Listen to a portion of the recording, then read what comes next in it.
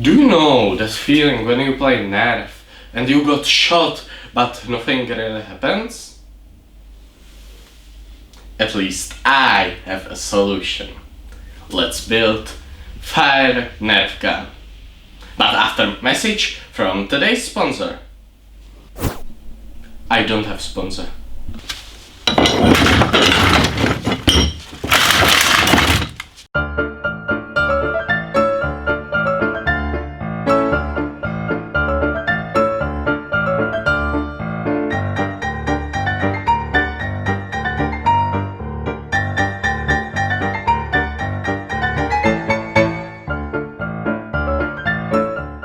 Okay, it's time for first test ever.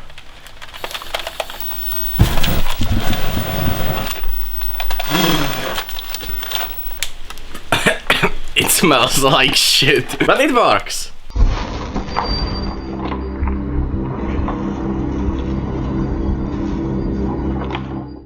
Okay, let's test it on my friends, but after B-roll.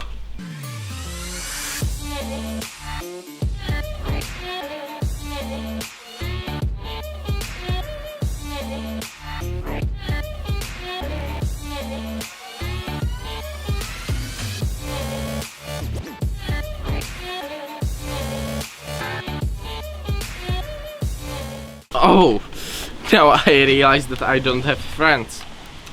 Okay, see you later.